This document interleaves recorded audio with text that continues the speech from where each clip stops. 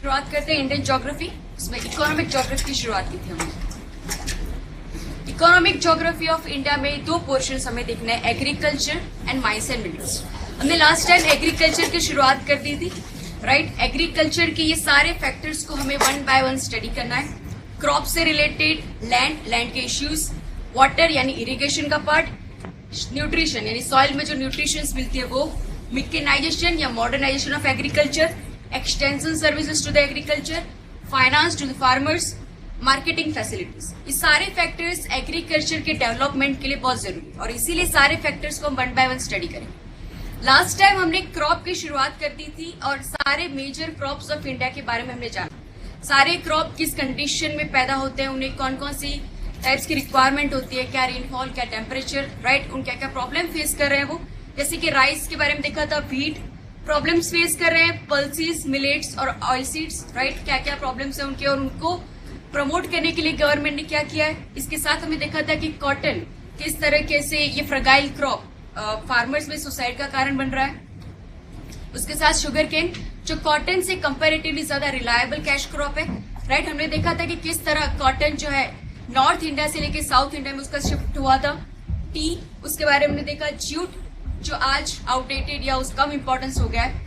उसके बाद स्पाइसेस, इन सभी क्रॉप्स की नेचुरल कंडीशंस और इकोनॉमिकल रिक्वायरमेंट, इकोनॉमिकल डेवलपमेंट के बारे में हमने देखा था। उसी क्रॉप के पोर्शन में मैं एक और चीज समझाना चाहती हूँ, वो है सीड्स।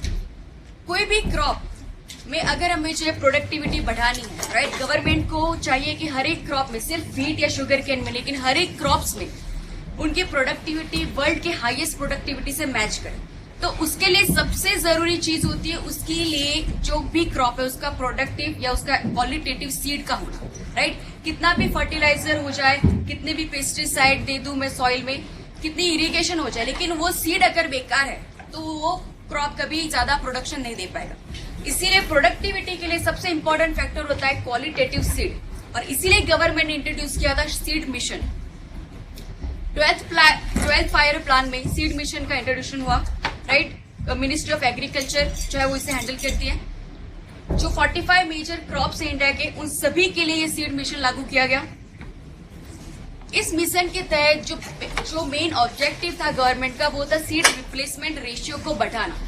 सीड रिप्लेसमेंट रेशियो का मीनिंग क्या है? किसी भी, सपोज हमारे इंडिया का एग्रीकल्चर लैंड है टोटल, या हमारे कह सकते हैं टोटल नेट सोन एरिया, उसमें से कितना पोर्शन सर्टिफाइड या कॉमर्शियल क्वालिटेटिव सीड यूज होता है कंपेरेटिवली फार्म सेव्ड सीड्स, यानी कि जो फार्मर एक क्रॉप लेने के बाद जो सेव करते हैं, राइट, उसे फार्म सेव्ड सीड्स कहते हैं। तो हमें सीड रिप्लेसमेंट रेशियो बढ़ाना है। उसका मतलब यह है कि हमें हमारे फार्मर्स ज्यादा से ज्यादा कॉमर्शियली क्वालिटेटिव सर्टिफाइड सीड्स का जो है यूज ज्यादा करें। इस तरह से अगर यूज ज्यादा होगा तो हमें कहेंगे कि सीड रिप्लेसमेंट रेशियो जो है वो बढ़ाए। तो गवर्नमेंट का मेन ऑब्जेक्टिव सीड मिशन का यह है कि हमें हमारा सीड रिप्लेसमेंट रेशियो बढ़ाना है, यानी कॉमर्शियल क्वालिटेटिव जो भी हमारे सीड्स है उसकी क्वालिटी बढ़ानी है। उसके साथ जो फार्मर के पास उनके फार्म सेव्ड सीड्स हैं उनकी क्वालिटी भी हमें अपग्रेड करनी है, राइट। उसके साथ हमें जो भी सर्टिफाइड सीड्स है वो अगर फार्मर तभी यूज कर पाएंगे जब उनका भी प्रोडक्शन ज्यादा होगा। तो पहले तो इन सर्टिफाइड सीड्स का प्रोडक्शन बढ़ाना पड़ेगा। वो प्रोडक्शन करने वाली जो भी पब्लिक सेक्टर यूनिट्स हैं उनमें भी अपग्रेडेशन किया जाए ताकि वो ज्यादा से ज्यादा इन सर्टिफाइड सीड्स का जो है यूज कर सके। उसके साथ गवर्नमेंट ने सीड बिल इन 2004 में इंट्रोड्यूस किया था। ये बिल आज भी पेंडिंग है, लेकिन ये बिल एक्चुअली हमारा एक आउटडेटेड सीड एक्ट ऑफ 1966 है उसे रिप्लेस करना चाहता है। इस बिल के तहत गवर्नमेंट ये सारे जो सीड का प्रोडक्शन, उनका रेगुलेशन, उसकी सेलिंग, उन सबको ये रेगुलेट करना चाहती है, राइट। इस बिल के एक्ट बन जाने के बाद सारे क्रॉप्स के सीड्स जो है जो इस एक्ट के अंडर आ जाएंगे और इसकी वजह से सारे क्रॉप्स के सीड को गवर्नमेंट के एजेंसी के पास उन्हें रजिस्ट्रेशन करवाना पड़ेगा, राइट। और रजिस्ट्रेशन तब हो पाएगा कि वो सीड्स मिनिमम पैरामीटर्स जो गवर्नमेंट ने तय किए होंगे वो उसे मीट करने पड़ेंगे। उसके साथ जो ट्रांसजेनिक या बायोटेक्नोलॉजी से जो डेवलप किए जाते हैं हाइब्रिड वेराइटीज, उन सभी वेराइटीज को भी रजिस्ट्रेशन करवाना पड़ेगा। लेकिन वो रजिस्ट्रेशन तब होगा जब वो सारे इन्वायरमेंटल क्लियरेंसेस यानी सारे फील्ड ट्रायल्स, राइट, वो प्रूवन हो चुका होगा कि ये सेफ है यूजेज के लिए। उसके बाद उनका रजिस्ट्रेशन होगा। रजिस्टर्ड किए गए वैरायटी अगर अपने क्लेम किए गए जो भी उसकी क्वालिटीज है, अगर वो पूरी नहीं कर पाई गई तो फार्मर्स को उन प्रोड्यूसर या उन डीलर की तरफ से कंपनसेशन भी दिया जाएगा, राइट। यानी कि कोई ट्रांसजेनिक क्रॉप अगर ये क्लेम करता है कि डिसीज रेजिस्टेंट है, ये ज्यादा न्यूट्रिशियस है, राइट, ये ज्यादा सेल्फ लाइफ फ्रूट को देता है, तो ये सारे क्लेम अगर कोई सीड अगर वो फुलफिल नहीं कर पाया तो उससे उसकी वजह से उसके अगेंस्ट में फार्मर्स को कंपनसेशन भी दिया जाएगा। और उसके लिए गवर्नमेंट कंपनसेशन कमेटी की भी रचना करेगी ताकि इस तरीके के डिस्प्यूट को रिजॉल्व किया जाए। तो ये थी सारी सीड से रिलेटेड बातें, मेजर क्रॉप्स और सीड्स। अब हमें जो नेक्स्ट फैक्टर देखना है वो है लैंड के रिलेटेड इंडिया में जो भी इश्यूज है। इंडिया का सबसे पहले तो net sown area around 141 million hectare जो है वो बहुत ही ज्यादा है। हमें देखा था कि चाइना में अराउंड 80 मिलियन हेक्टेयर में भी हाईएस्ट प्रोडक्शन हो रहा है, राइट। हमें इतनी ज्यादा नेट सोन एरिया की जरूरत नहीं, उसे हम कम कर सकते हैं। ऐसी सरप्लस लैंड को हम अर्बनाइजेशन में, फॉरेस्ट में और पेस्टल लैंड बनाने में यूज करना चाहिए। और जो सिर्फ सबसे ज्यादा फर्टाइल लैंड है उसी को हमें एग्रीकल्चर में लाना है, उसकी प्रोडक्टिविटी बढ़ानी है। उसी इतने से लैंड से सपोज 80 to 90 मिलियन हेक्टेयर से भी हम हाईएस्ट प्रोडक्शन पैदा कर सकते हैं। लेकिन इतनी बड़ी एग्रीकल्चर लैंड होने के बावजूद, बिकॉज हमारा पॉपुलेशन बहुत ज्यादा है, इसलिए हमारे लैंड पे पॉपुलेशन प्रेशर बहुत ही ज्यादा रहता है। पर कैपिटा अवेबिलिटी यानी पर person availability of land around 0.32 hectare है। वर्ल्ड की एवरेज देखी जाए तो 2 हेक्टेयर, राइट। हम देख सकते हैं इससे कि हमारे लैंड की जो प्रेशर है लैंड पे वो कितना ज्यादा है। और एवरेज ऑपरेशनल लैंड होल्डिंग यानी एवरेज फार्म की साइज उससे भी बहुत ही कम है, 1.23 हेक्टेयर। वर्ल्ड की एवरेज अराउंड 4 हेक्टेयर है, राइट। तो ये भी हम देख सकते हैं हमारे फार्म की साइजेस वर्ल्ड की एवरेज की कंपैरिजन में कितनी छोटी है। हमारे आज के जो भी लैंड के इश्यूज हैं उसमें 2 फैक्टर काम करते हैं, एक है हमारी सोशल सिस्टम और दूसरी ब्रिटिश पॉलिसीज। सोशल सिस्टम इसीलिए क्योंकि आज जो भी हमारे लैंड का फ्रेगमेंटेशन हो चुका है, यानी कि साइजेस जो इतनी कम हो गई है, उसमें रिस्पॉन्सिबल है हमारा इनहेरिटेंस सिस्टम। यानी कि फादर के पास जितनी लैंड होती है उसके पास उसके जितने सन होते हैं, मरने के बाद वो लैंड 3 या 4 जितने भी सन उसमें डिवाइड हो जाती है। और ऐसे जनरेशन से जनरेशन वो लैंड पास होती रहती है और लैंड की साइज अल्टीमेटली छोटी से छोटी होती जाती है, राइट। तो ये हमारा सोशल सिस्टम रिस्पॉन्सिबल है हमारी फार्म होल्डिंग का इतना छोटा होने के लिए। Second, British policies. British policy के बारे में डिटेल में देखेंगे किस तरह ब्रिटिश पॉलिसी ने हमारे एग्रीकल्चर सिस्टम को खोखला कर दिया। इससे पहले हम थोड़े आगे रिवाइंड करके देखते हैं ब्रिटिश सिस्टम से पहले हमारे यहाँ क्या सिस्टम थी। हमारी जो एंशिएंट रेंट रेवेन्यू सिस्टम थी, ये सिस्टम बहुत ही सिम्बायोटिक रिलेशनशिप में चलती थी। यानी हमारे जो भी राजा थे वो एग्रीकल्चर सिस्टम में कोई इंटरफेयर नहीं करते थे और ना ही फार्मर्स का उसमें एक्सप्लोटेशन होता था। अकबर की जो मनसबदारी सिस्टम थी, जो उसके मिनिस्टर टोडरमल ने बनाई थी, वो आज तक की हमारी इंसेंट हिस्ट्री में सबसे बेस्ट लैंड रेवेन्यू सिस्टम थी। इस सिस्टम के तहत अकबर ने पूरी इसके इंडिया की या उसके अंदर जितनी भी लैंड थी उसके उसे अलग अलग क्लासिफिकेशन किया, राइट। वो लैंड की फर्टिलिटी कितनी है, उसकी 10 साल की हिस्ट्री देखी गई कि उसमें कौन कौन से क्रॉप्स उगाए गए और उनका प्रोडक्शन कितना है। उसके हिसाब से उसने अलग अलग लैंड की अलग अलग क्लासिफिकेशन की और उस क्लासिफिकेशन के हिसाब से वहां पे लैंड रेवेन्यू कलेक्ट की जाती थी। ज्यादातर ये land revenue around 1/6 of the produce collect करते थे वो लोग, और ज्यादातर ये करेंसी में कलेक्ट की जाती थी। अगर कोई फार्मर अनेबल है तभी उसकी 1/6 प्रोड्यूस लेकर मार्केट में बेचकर फिर उसकी रेवेन्यू कलेक्ट की जाती थी। ये पूरी सिस्टम बहुत ही अच्छे से वर्क करती थी, उसमें कोई एक्सप्लोटेशन नहीं था फार्मर्स का। ये इवन तगलक तक कंटिन्यू रही। लेकिन जब ब्रिटिश आए उन्होंने हमारी ये पूरी सिस्टम को डिसमेंटल कर दिया। सबसे पहले ब्रिटिश ने क्या किया, सबसे पहले उन्होंने सारी एग्रीकल्चर लैंड की नेशनलाइजेशन कर दी। यानी अब सभी एग्रीकल्चर लैंड की मालिक हो गई British government and not the farmers. उसके बाद उन फार्मर्स से रेवेन्यू कलेक्ट करने के लिए उन्होंने इंट्रोड्यूस किए इंटरमीडिएट्स, यानी जमींदार, महालवार्स, राइट, जोतेदार। ये लोग की बोली लगती, ऑक्शन होता था, राइट, कि जो ज्यादा से ज्यादा लैंड रेवेन्यू कलेक्शन की बोली लगाएगा उस जमींदार को वहां पे रेवेन्यू कलेक्शन करने का हक दिया जाता था। पहले ब्रिटिशर्स ने वहां पे बहुत ही ज्यादा लैंड रेवेन्यू की परसेंटेजेस रखी थी, राइट, मोर देन 50%। ऊपर से ये जमींदार, ये जोतेदार, इंटरमीडिएट्स, ये अपने कमीशन निकालने के लिए और भी ज्यादा रेवेन्यू इन फार्मर्स के पास कलेक्ट करते थे। और ऐसा होता था कि more than 50% of produce in intermediates के पास चला जाता था। उसके साथ साथ ये रेवेन्यू सिस्टम का जो लॉ था वो सनसेट लॉ कहते हैं, यानी कि एक फिक्स रिजिड पीरियड में ही वो रेवेन्यू वहां पे उसको सबमिट करना है। अगर उस रेवेन्यू को सबमिट करने में जरा सी भी देर हो गई, यानी सनसेट हो गया, यानी वो पूरा टाइम अगर खत्म हो गया, थोड़ी सी भी देरी हो गई तो उसकी लैंड है वो जब्त कर ली जाती थी। सोचिए, इसकी वजह से ये होता था कि फार्मर को अपनी जमीन बचाने के लिए मनी लैंडर्स के पास भी जाना पड़ता था, राइट। कई बार ऐसा होता था कि रेनफॉल फेलियर हो गया, डिसीज की वजह से भी पूरा क्रॉप फेलियर हो जाता था, लेकिन ब्रिटिश के टाइम में रेयरली उनकी रेवेन्यू माफ की जाती थी, राइट। इसीलिए फार्मर्स को अपनी जमीन बचाने के लिए रेवेन्यू चुकाना पड़ता था और इसलिए वो मनी लैंडर्स के पास जाते, और मनी लैंडर्स उनकी इलिटरेसी का फायदा उठाते थे, रॉन्ग और फॉल्टी अकाउंट्स, राइट, गलत तरीके से इंटरेस्ट रेट ऐसा लगाने की वजह से जनरेशंस तक ये फार्मर की जो फैमिली है वो इन मनी लैंडर्स के पास गिरवी हो जाती थी, और इसकी वजह से बॉन्डेड लेबर के इश्यू, पॉवर्टी का इश्यू और बहुत ही ज्यादा एक्सप्लॉयटेशन फार्मर्स का होने लगा, राइट। इसकी वजह से जब भी रेनफॉल फेलियर होगा, ड्रॉट होगा, तब फेमाइन, हंगर, माल न्यूट्रिशन सारे इश्यूज आएंगे। देखिए, हमारी पूरी जो एग्रीकल्चर सिस्टम थी इस तरह से ब्रिटिशर्स ने खोखली कर दी, राइट। इतनी हद तक हमारे फार्मर्स का एक्सप्लॉयटेशन हो गया। इसको सुधारने के लिए आफ्टर इंडिपेंडेंस जैसे कुमारप्पा कमेटी बिठाई गई और उन्होंने कुछ ऑब्जेक्टिव्स तय किए ताकि हमारी इस पूरी एग्रीकल्चर सिस्टम जो वो पूरे अंदर से खोखली हो चुकी उसे कैसे सुधारा जाए। तो सबसे पहले उन्होंने कहा कि हमें ये इंटरमीडिएरीज जो जमींदार हैं, जोतेदार, मालवार्स, उनको पहले हमारे एग्रीकल्चर सिस्टम से हटाना पड़ेगा। एग्रीकल्चर जो भी करा, यानी जो फार्मर है जो जहां पे एग्रीकल्चर करे उसी की जमीन वो होनी चाहिए, उनको लैंड के ओनरशिप के हक मिलने चाहिए।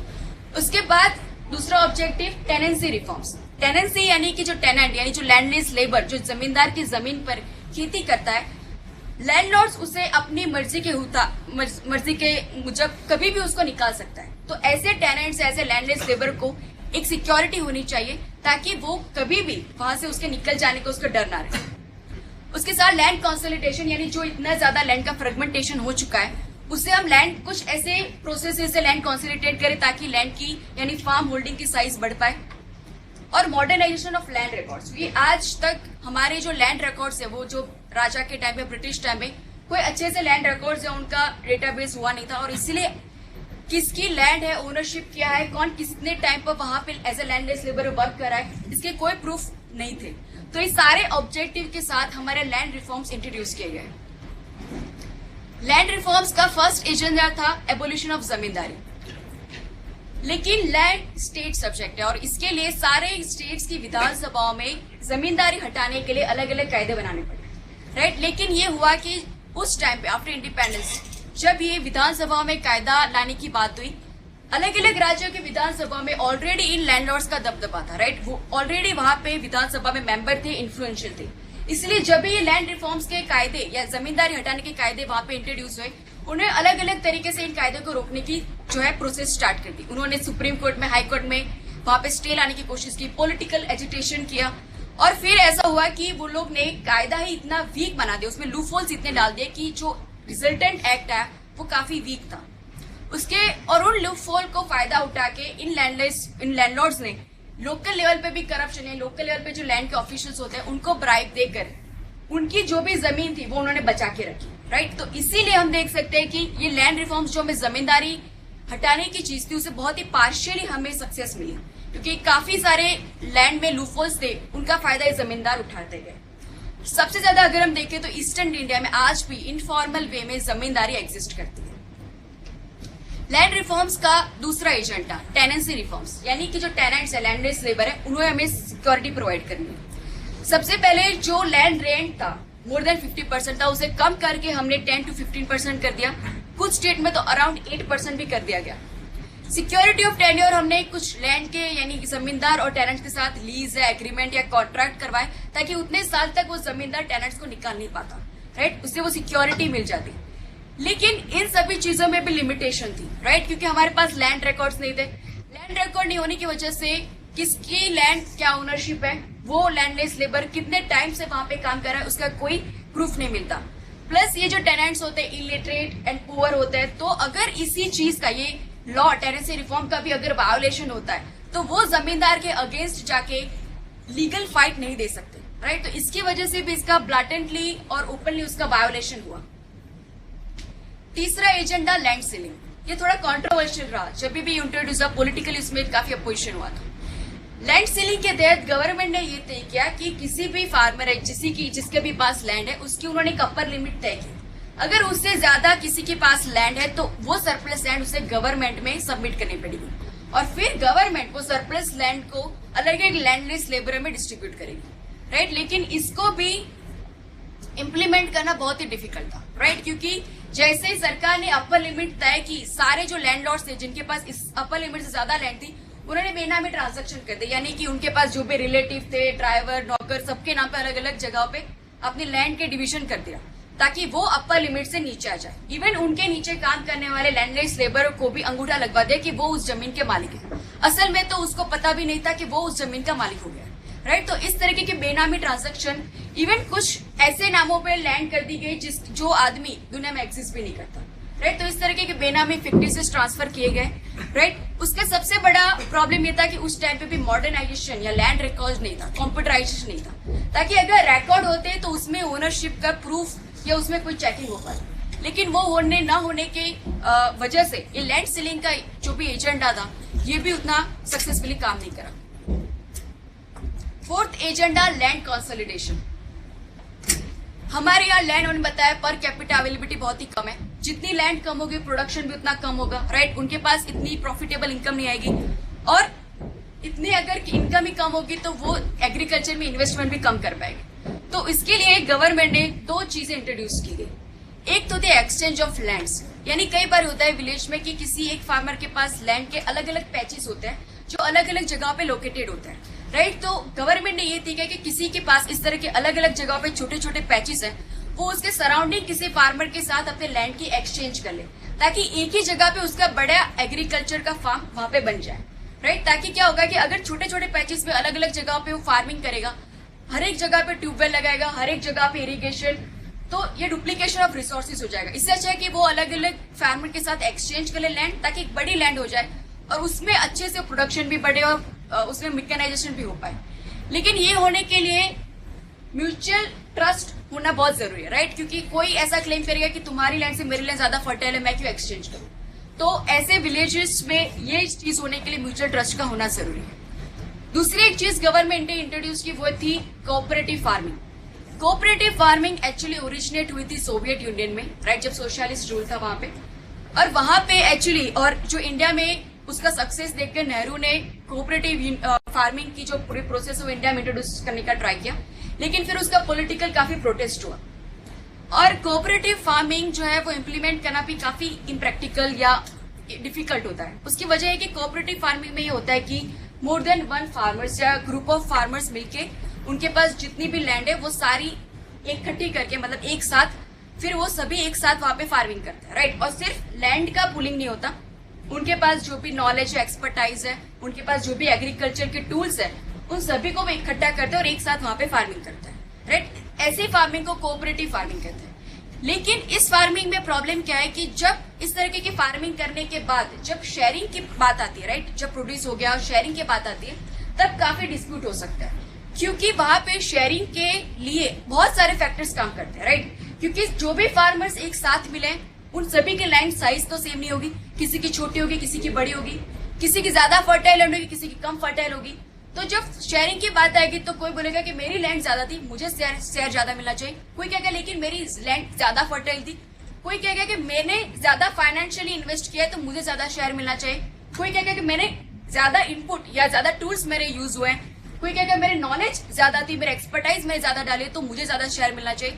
तो ये सारे फैक्टर्स का मॉनिटाइजेशन बहुत डिफिकल्ट होता है, राइट, कि कितने क्या नॉलेज होने की वजह से या क्या टूल्स होने की वजह से किसको कितना ज्यादा शेयर मिलना चाहिए। और इसीलिए कोऑपरेटिव फार्मिंग इंडिया में एक्चुअली टेक ऑफ ही नहीं कर पाई, राइट। सोवियत यूनियन में तो जो कोऑपरेटिव फार्मिंग थी उसमें तो ये था कि पूरी लैंड नेशनलाइज हो चुकी थी, गवर्नमेंट की हो चुकी थी और वहां पे सारे फार्मर्स को फोर्सफुली इस तरह कोऑपरेटिव फार्मिंग में जो है वो जोड़ा गया और जो भी प्रोड्यूस होती वो सारे प्रोड्यूस गवर्नमेंट ले जाती थी। तो इसीलिए वहां पे कुछ टाइम तक सक्सेसफुल हुई। वहां पे फिर सोवियत यूनियन में भी यहाँ पे कोऑपरेटिव फार्मिंग अगेंस्ट प्रॉब्लम चालू हो गए और इंडिया में तो डेमोक्रेटिक कंट्री है, इस तरह फोर्सफुली गवर्नमेंट कभी फार्मर से करवा नहीं सकती, राइट। तो जो वॉलेंटरी स्कीम थी उसमें भी इस तरह के डिस्प्यूट आने के चांसेस हमने देखे और इसीलिए कोऑपरेटिव फार्मिंग इंडिया में कभी टेक ऑफ ही नहीं हुई।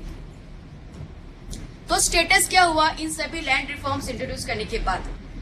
स्टेटस या रिजल्ट ये हुआ कि सभी स्टेट में यूनिफॉर्म लेवल पे इसमें कोई सक्सेस नहीं मिली, राइट? कुछ ही स्टेट ऐसे थे जिनमें पार्शियल सक्सेस मिली, जैसे पंजाब, हरियाणा, गुजरात, महाराष्ट्र, और सदर्न स्टेट्स यानी कि specially Kerala and Tamil Nadu. In state में लैंड रिफॉर्म्स की ज्यादा या मैक्सिमम हम कह सकते हैं कंपैरेटिवली अदर स्टेट, यहाँ पे कुछ ज्यादा बदलाव आए।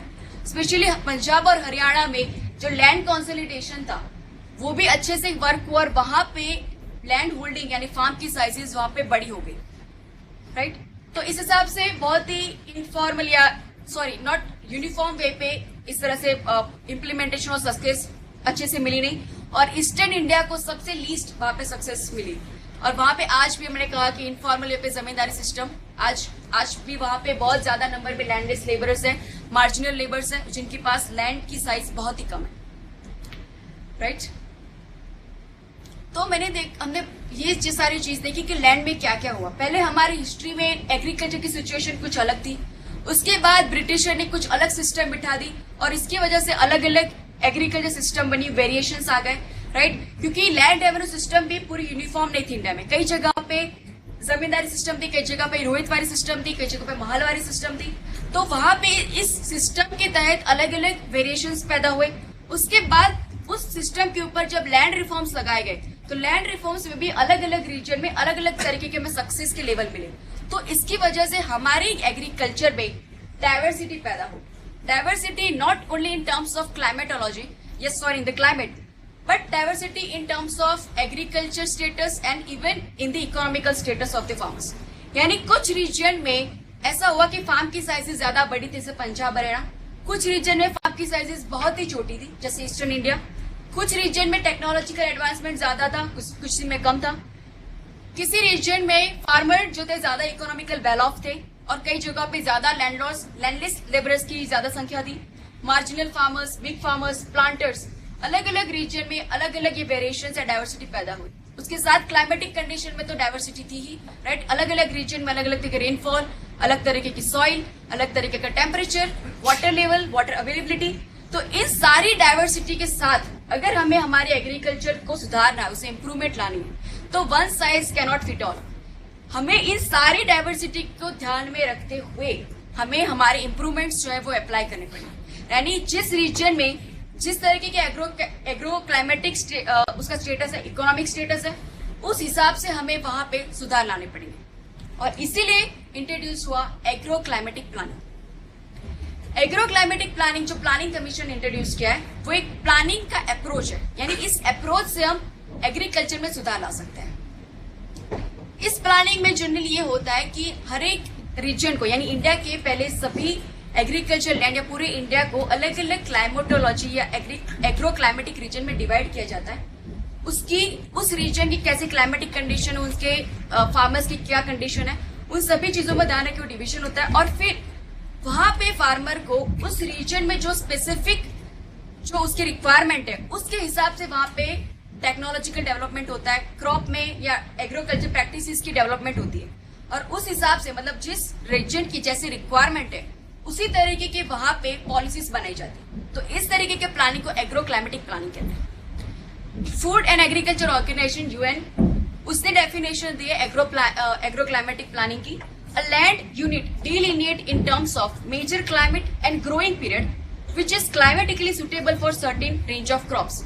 यानी किसी ऐसे लैंड का डिमार्केशन हो जो उसके मेजर क्लाइमेट और उसके ग्रोइंग पीरियड को सूट करता हो और उसके हिसाब से वहां पे क्रॉप्स की वहां पे कल्टीवेशन हो, यानी उसके क्लाइमेट के हिसाब से वहां पे कल्टीवेशन हो। ऐसी प्लानिंग को एग्रो क्लाइमेटिक प्लानिंग कहते हैं। इंडिया में जो एग्रो क्लाइमेटिक प्लानिंग की गई उसके 4 पैरामीटर्स क्लाइमेटिक के तरीके से अगर टर्म्स ऑफ देखें तो इस तरीके के पैरामीटर्स डिसाइड किए गए। यानी सॉइल उसका एक पैरामीटर है, राइट? क्लाइमेटिक पैरामीटर, क्लाइमेट में रेनफॉल कितना है, टेम्परेचर कितना है, सॉइल में किस तरीके की सॉइल है, फर्टाइल है, उसका टेक्सचर कितना है, उसकी वाटर रिटेंटिव कैपेसिटी कितनी है, पीएच वैल्यू कितनी है, water available, surface water, rivers, ponds की अवेलेबिलिटी क्या है, ग्राउंड वाटर लेवल का सरफेस उसका लेवल क्या है, टेरेन, स्लोप में रीजन है, वेस्टर्न घाट में रीजन में, हिली रीजन है, प्लेन रीजन है। तो इन सारे पैरामीटर्स को ध्यान में रखते हुए एग्रो क्लाइमेटिक रीजन्स का डिवीजन हुआ। प्लानिंग कमीशन ने इस तरह के 15 एग्रो क्लाइमेटिक रीजन्स का डिमार्केशन किया है। Western Himalayas, eastern Himalayas, lower Ganga plain, middle Ganga plain, upper Ganga plain, trans Ganga plain और ईस्टर्न प्लेट्यू एंड हिल्स 7। इसके बाद 8 central plateau, western plateau and hills, southern plateau and hills, eastern coast plain plus hills, eastern coast and hills और separately Gujarat plain. 4th thing is western dry region and islands, सारे जो हमारे लक्षद्वीप है and Andaman Nicobar दोनों islands. तो इस तरह के प्लानिंग कमीशन ने 15 एग्रो क्लाइमेटिक रीजन्स बनाए ताकि उन रीजन के स्पेसिफिक वहां पे एग्रीकल्चर की पॉलिसीज बनाई जाए, उन्हें उन स्पेसिफिक एंड उनकी डिमांड के अनुसार क्रॉप की वैरायटी डेवलप की जाए, एग्रीकल्चर प्रैक्टिसेस या टेक्नोलॉजी डेवलप की जाए। तो हमारे इस एग्रो क्लाइमेटिक प्लानिंग के पीछे 3 ऑब्जेक्टिव है गवर्नमेंट के। फर्स्ट, मैक्सिमम प्रोडक्टिविटी हमें अचीव करनी है, राइट, क्योंकि हर एक रीजन की अपनी अलग डिमांड है, अलग स्टेटस है। तो एग्रीकल्चर प्रोडक्टिविटी अगर हमें अचीव करनी है तो उनके रीजन के स्पेसिफिक एग्रीकल्चर प्रैक्टिसेस हम डेवलप करेंगे, राइट। टेक्नोलॉजी को रिसर्च करेंगे, जिस तरीके की वहां पे सिचुएशन है लैंड की, सॉइल की, वाटर की, उस हिसाब से वहां पे टेक्नोलॉजी और रिसर्च की जाएगी, राइट। एग्रीकल्चर टूल्स वहां पे बनाए जाएंगे।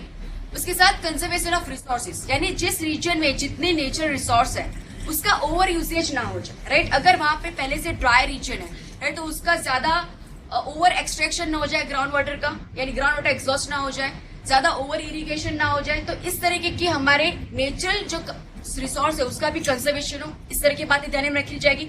वाटर यूज की efficiency, choice of crop, dry region है तो लेस वाटर इंटेंसिव क्रॉप्स वहां पे उगाए जाएंगे, ज्यादा वेटर रीजन में वाटर इंटेंसिव क्रॉप्स उगाए जाएंगे।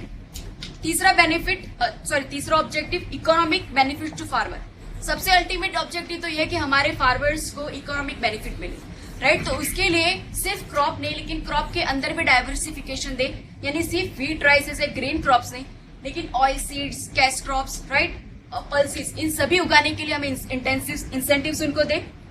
उसके साथ नॉन क्रॉप्स ऑप्शंस भी उनको प्रोवाइड करें, यानी क्रॉप्स के अलावा अलग अलग इकोनॉमिक एक्टिविटी, राइट, जो एग्रीकल्चर से रिलेटेड होती है, जैसे कि पोल्ट्री, डेयरी डेवलपमेंट, पिसिकल्चर यानी एक्वाकल्चर, सेरीकल्चर यानी सिल्क प्रोडक्शन, राइट। इसके अलावा अगर किसी रीजन में वेजिटेबल्स और फ्रूट्स होते हैं तो उस जगह पे फूड प्रोसेसिंग इंडस्ट्रीज, तो उस तरीके की अलग अलग इकोनॉमिक एक्टिविटी उस रीजन को डिमांड को देख के, उसकी सिचुएशन देख के डेवलप करनी। तो ये सारे objectives are under agro climatic planning. तो इस प्लानिंग को इम्प्लीमेंट करने के लिए हमारे जो Indian centre of agriculture research है उसने एक प्रोजेक्ट इंट्रोड्यूस किया है जिसे कहते हैं नेशनल एग्रो रिसर्च प्रोजेक्ट। और उस प्रोजेक्ट में उसके 4 ऑब्जेक्टिव्स है या 4 उसके फील्ड है।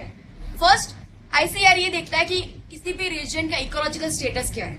अगर उसकी लैंड है तो फर्टाइल है, सॉइल सैलिनिटी की प्रॉब्लम हो रही है, वहां पे सॉइल डिग्रेडेशन की प्रॉब्लम हो रही है, ग्राउंड वाटर के क्या इश्यूज है, ये सारी इकोलॉजिकल इश्यू को वो रीजन बाय रीजन स्टडी करेगा। उसके बाद उस रीजन की socio economical status of farmer check करेगा, यानी लैंडलेस फार्मर्स है, इंडेप्टेड फार्मर्स है, उनकी क्या इकोनॉमिकल स्टेटस है। तीसरी चीज देखेगा बॉटल नेक टू ग्रोथ, यानी अगर वहां पे ग्रोथ नहीं हो रहा है एग्रीकल्चर में तो क्या रीजन है। नेचुरल रीजन की वजह से ग्रोथ नहीं हो रहा है या ह्यूमन इंड्यूस को रीजन है, पॉल्यूशन है, ग्राउंड वाटर लेवल में ज्यादा कमी है, तो इस तरीके की कौन से रीजन की वजह से ये ग्रोथ वहां पे रुका हुआ है। फोर्थ, क्रॉपिंग सिस्टम, यानी कि उस रीजन में किस तरीके की फार्मिंग होती है, वहां पे प्लांटेशन होता है, सब्सिडेंस फार्मिंग हो रही है, रेट फेड एग्रीकल्चर हो रहा है, इरिगेशन का लेवल क्या है। तो इस तरीके की फार्मिंग टाइप्स भी आईसीआर स्टडी करेगा और इसे 4 फील्ड की हर एक रीजन में स्टडी करने के बाद उस रीजन की स्पेसिफिक पॉलिसीज तैयार की जाएगी। So this were all about land issues, क्या क्या हमारे यहाँ हिस्ट्री में हमारे लैंड की क्या सिचुएशन थी, ब्रिटिश टाइम में क्या हुआ, और फिर हमने लैंड रिफॉर्म्स किए और क्या हुआ, और फिर एग्रो क्लाइमेटिक प्लानिंग इंट्रोड्यूस की गई। ये सारे फैक्टर्स लैंड के अंडर में आते हैं।